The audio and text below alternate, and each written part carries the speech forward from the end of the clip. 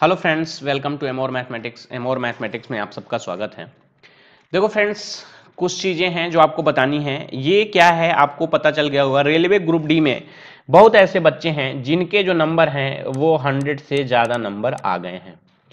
यानी कि जो नंबर आपका था, जो पेपर था वो 100 नंबर का था, लेकिन उनके मार्क्स 100 से ज़्यादा आ गए हैं। ये मिनिस्ट्री ऑफ रेलवे की ऑफिशियल वेबसाइट से वो क्वेश्चन है कि जो नॉर्मलाइजेशन ऑफ मार्क्स है उसके फैक्ट क्या क्या हैं, क्या क्या चीज़ें हैं। इसको हम टेलीग्राम में डाल देंगे। टेलीग्राम का लिंक इस वीडियो के डिस्क्रिप्शन में है, आप लोग जाके उसे चेक कर लेना। एमोर मैथमेटिक्स के नाम से आप सर्च कर लेना और वहां से आप इसे ले लेना, ठीक है। एमोर मैथमेटिक्स के नाम से आप देख लेना, टेलीग्राम में हम इसे डाल देंगे। अगर वो लिंक से आप कर लोगे तो कर लेना, नहीं हो पाएगा तो आप इसे डायरेक्ट देख लेना। फिर हम आगे देखते हैं इसमें क्या क्या है। देखो अभी एक पेपर हुआ था ग्रुप डी का। ग्रुप डी में बहुत सारी अनियमितता पाई गई, जैसे एक ही शिफ्ट से बहुत सारे बच्चों का सिलेक्शन हो जाना, 100 से ज़्यादा नंबर आ जाना, और भी बहुत सारी चीज़ें अनियमितताएं आ गई कि जिनके नंबर थे उनके नंबर कम हो गए, जिनके ज़्यादा थे उनके ज़्यादा हो गए। कुछ ऐसे थे जिनके 40 नंबर थे वो बढ़ के 75 से 80 नंबर हो गए, उनका सिलेक्शन हो गया। बहुत ऐसे बच्चे थे जिनका 60 नंबर थे, घट के उनका 45 से 50 के बीच में आ गया। तो ऐसा क्यों है? कुछ लोगों का है 62 था, 62 ही रह गया। तो ये सारी चीजें क्या है उसी के बारे में हम बात करने वाले हैं। बहुत सारी लोगों ने फॉर्म भरा था, तो एक बार हम स्टेटिस्टिकल देख लेते हैं कि क्या क्या था, ठीक है। अब देख लेते हैं गाइज कि एग्जाम इसमें कितने लोगों ने दिया था। ये आपको मैं बताऊं कि 1.89 करोड़ लोगों ने एग्जाम दिया था। नहीं, इतना लोगों ने फॉर्म भरा था, ठीक है। फॉर्म अप्लाई हुआ था 1.89 करोड़।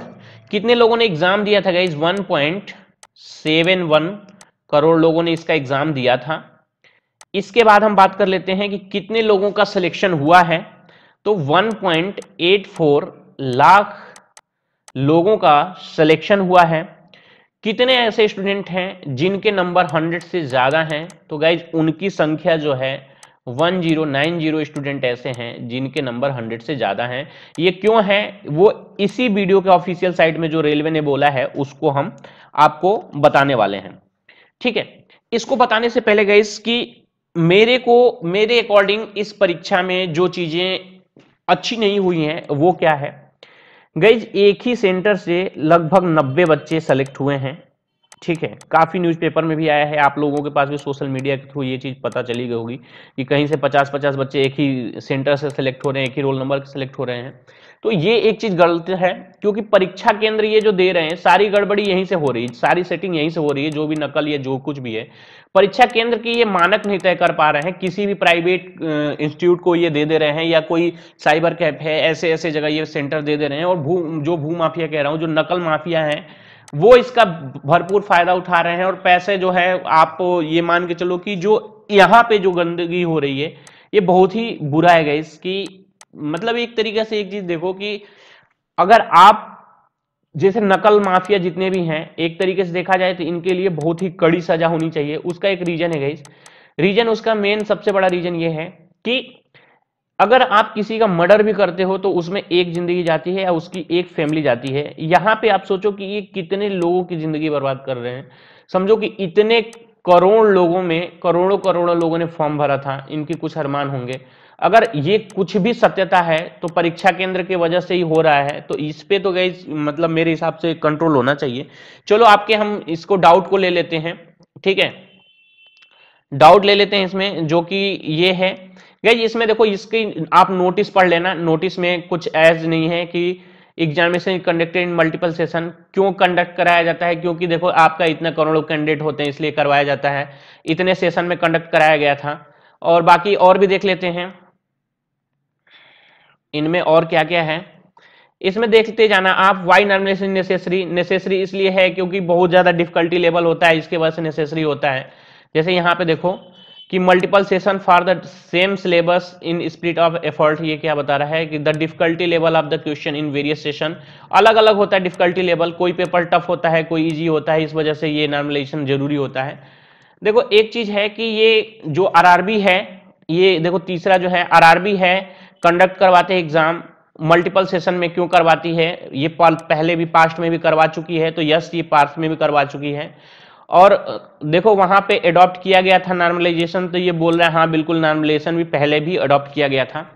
अब आगे हम देख लेते हैं गाइस कि एक एक चीज हम देख लेंगे इसमें जो भी वो आएगी, और उसके बाद से देखो आरआरबी मल्टीपल सेशन में एग्जाम कंडक्ट कराती है, यहाँ पे RRB has conduct multiple session में एग्जाम कंडक्ट कराती है पास्ट आल्सो।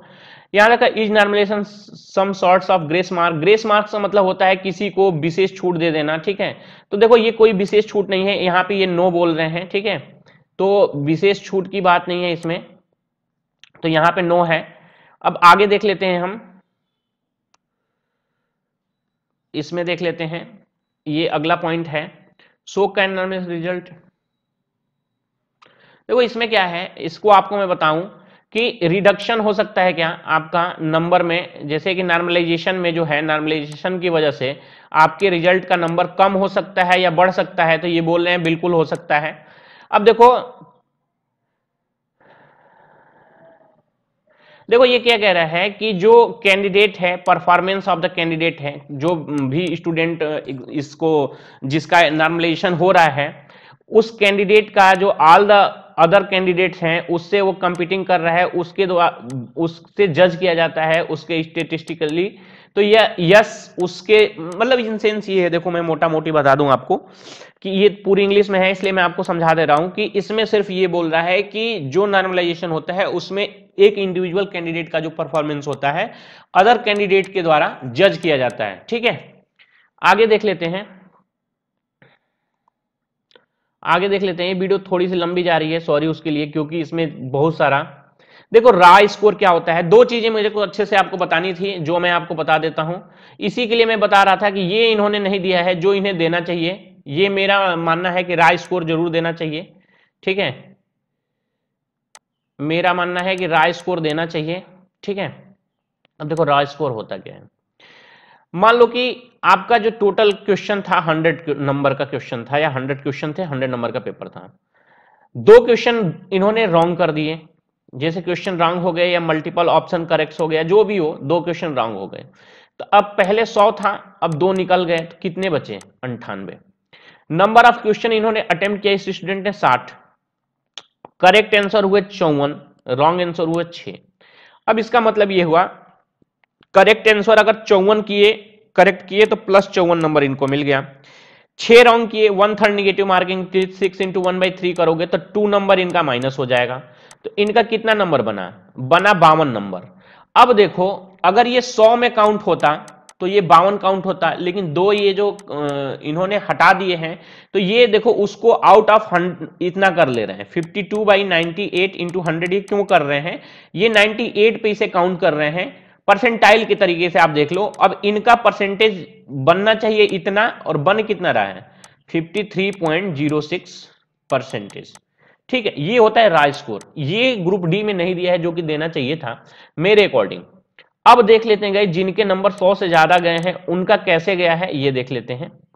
बाकी चीजें आप पढ़ लेना, मैं इसको डाल दूंगा, आप उसको पढ़ लेना, लेकिन कि बहुत ऐसे स्टूडेंट हैं, इसके बारे में हम आपको बात करने देते हैं कि मेनी कैंडिडेट जो हैं, एक सेकेंड इसका थोड़ा सा इसको हल्का कर लें, बहुत सारे कैंडिडेट हैं जिन्होंने स्कोर किया है मार्क्स वो है 100 से ज्यादा।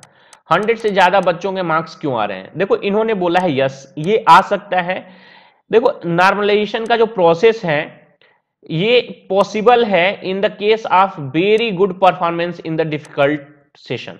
जैसे कोई स्टूडेंट ऐसा है जिसका पेपर डिफिकल्ट सेशन में पड़ा है और उसने बहुत अच्छा परफॉर्मेंस किया, तो उस केस में उनके नंबर 100 के पार जा चुका है और इनकी संख्या है 1090, ठीक है। अब देखो इन्होंने इस चीज को आगे समझाया है, अब ये बता रहा है कि ये क्या पहला टाइम है, द फर्स्ट टाइम ऐसा हो रहा है कि कैंडिडेट ने 100 के ऊपर नॉर्मलाइजेशन स्कोर किया है, कह रहा नहीं पहले भी आरआरबी के एग्जाम में ऐसा होता आया है, तो ये कोई नई बात नहीं है, ठीक है।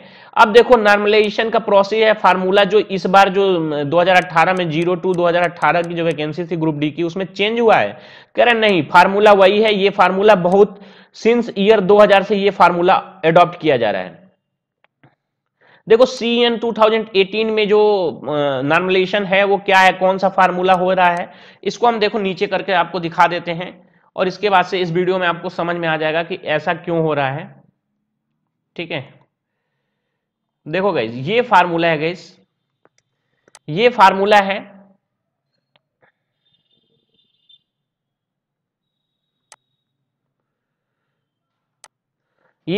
है XN/S2/S1 x minus x average plus y average. अब उसका ये नाम है, आप देख लेना यहाँ पे क्या क्या है, इसको डिटेल पॉज करके देख लेना। अब इसको हम आगे करके दिखा देते हैं कि इस फार्मूले से वो किस बेस पे ऐसा बोल रहे हैं। थोड़ा सा ये वीडियो लंबी जा रही है, उसके लिए सॉरी है आपको। ठीक है, देखो एक चीज है कि मान के चलो इन्होंने इतना एग्जाम्पल ले रखा है। ठीक है, एग्जाम्पल इन्होंने ले रखा है इन सब का कि देखो 9 सेशन है, ये 9 सेशन है उनके, रा मार्क उनके यहां दे रखे हैं, स्टैंडर्ड डेविएशन ऑफ रा मार्क उनके यहां दे रखे हैं। ठीक है, अब जो ऊपर दे रखा था इन 7 सेशन में इसको इन्होंने बेस सेशन लिया है। Session number 7 is taken as a base session. Base session का मतलब ये है कि ये अपने हिसाब से लेंगे कौन सा ले रहे हैं। ठीक है, इनका जो भी फार्मूला है उसके अकॉर्डिंग। अब हम बात कर लेते हैं आगे, इसमें क्या है, जैसे इन्होंने एक ये लिया कि कंसीडर कोई, ये ऊपर आप करेंगे इसमें आपको देखो जैसे ये है, यहां से ये नंबर उठा रहे हैं, कुछ नंबर यहां से उठा रहे हैं। जैसे हम बात करें इसकी, जैसे मान लो कोई राय स्कोर किसी बच्चे का 75 आ गया, S2 इनका देखो यहाँ पे है 18.32, ये कौन सा है, कंसीडर सेशन 8 का ले रहे हैं। ठीक है, ये 8 का ले रहे हैं, 8 का। ठीक है, तो S2 गाइज यहां से ले रहे हैं जो बेस सेशन का ये वाला था। S1 इनका जो ले रहे हैं वो ए ले रहे हैं, ये वाला सेशन। एक्स एवरेज जो ले रहे हैं इनका ये ले रहे हैं एवरेज मार्क्स, और वाई एवरेज इनका ये ले रहे हैं, और एक्स जो इनका नंबर था 75, इसको गाइज ये लेके सॉल्व कर रहे हैं और इनका नंबर बैठ रहा है 115.85। तो ये वही फार्मूला है जिसके द्वारा बच्चों के नंबर 100 से ज्यादा आए हैं।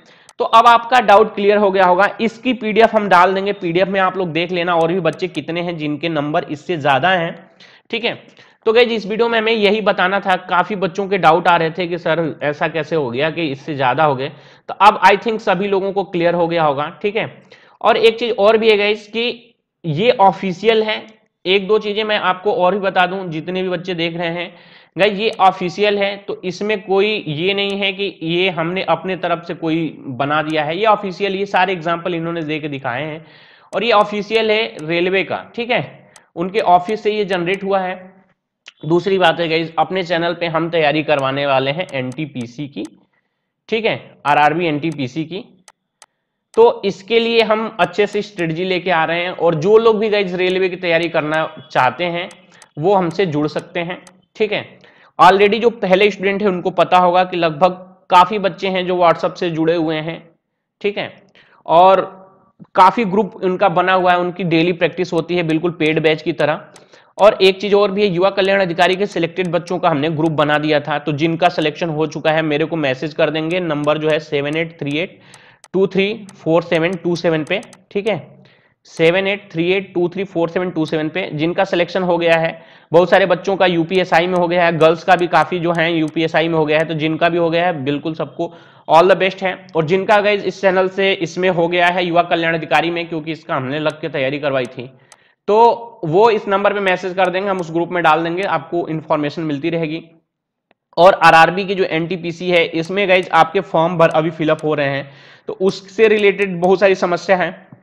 एक चीज और भी मैं बता दूं, बहुत सारे बच्चे जो लेखपाल की आई है, यूपी लेखपाल की वैकेंसी जो आई थी, उसमें गाइस देखो ओबीसी की कोई सीट नहीं है, तो आप देखो जब आप फॉर्म फिलअप करना तो ओबीसी ही आपको डालना है फॉर्म फिलअप करने समय, सीट रहे ना रहे, क्योंकि उसमें सीटें घट बढ़ सकती हैं, तो वो इंक्रीज या डिक्रीज हो सकती है। आपको ओबीसी डालना है और आप फाइट करोगे अनरिजर्व में, तो आपको फॉर्म भरने में कोई दिक्कत नहीं आएगी।